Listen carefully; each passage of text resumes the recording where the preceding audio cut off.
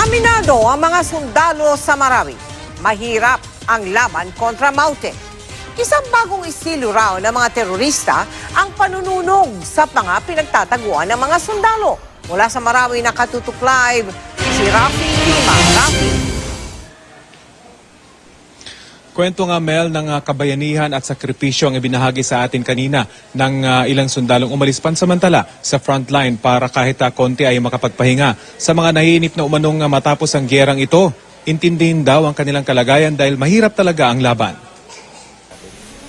Lagi na, exhausted na kasi yung kalaban. Sila ang mga miyembro ng Philippine Marines na unang nakasagupan ng grupong Maute sa Barangay Mapandi, ang itinuturing na isa sa stronghold ng teroristang grupo sa commercial district ng syudad. Kwento ng mga opisyal, kakaiba daw ang kanilang mga nakasagupa. Compare dito, mas matindi talaga dito. Ibang iba sa lahat ng laban na na-experience ko. Kwento ng dalawang sundalo, kung hindi dahil sa kabayanihan ng dalawang Marines na namatay sa bakbakan noong nakarang linggo at noong isang araw, marami pa sa kanilang madadamay.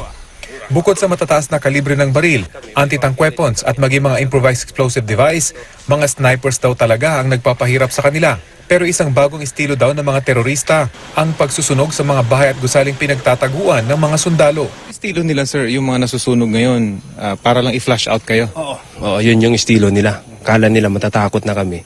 Kasi yung building, medyo kasi buhos yung building, makakapal yung So nalalaglagan lang yung mga debris sa amin, Hindi kayo maalis? Hindi kami maalis, doon lang kami. Pero parang exhausted na rin kami. Kaso may oxygen din kasi lumalabas sa bintana namin. Sa mga larawan namang ito makikita ang pagtakas ng ilang sibilyan sa tulong ng mga sundalo.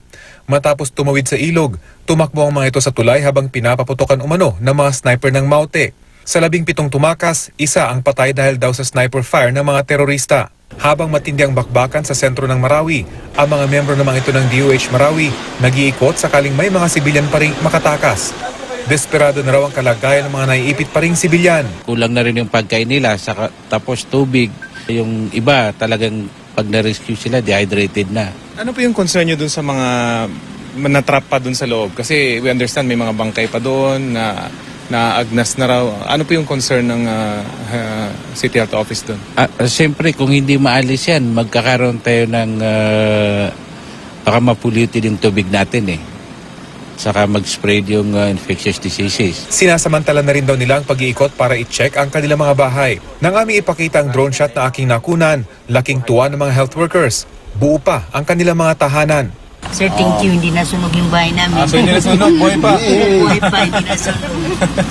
Pero ang isang health worker, tanggap ng hindi na mapapakinabangan ang kanilang eskwelahang tinamaan ng bomba. Andiyan nag-position yung mga snipers eh. Kasi nasa vantage position, nakikita mo yung tulay na dalawa, yung dalawang bridge. Ang BGMP naman, balik na rin sa lungsod ng Marawi para hanapin ang mga presong nakatakas mula sa provincial jail.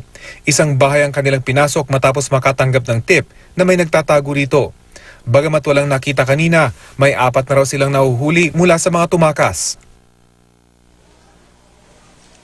Patuloy namang nananawagan ng militar na huwag munang bumalik ang mga residente dito sa Marawi, lalo na sa lugar na malapit doon sa bakbakan dahil baka samantalin ito ng mga terorista na tumatakas. Hanggat wala raw kasing sibilyan sa mga lugar na ito, ay mas madali para sa mga sundalong malaman kung may mga teroristang magtangkang lumusot dito. Yan po rin ang latest mula dito sa Marawi. Mel? Maraming salamat sa iyo, Rafi Tima.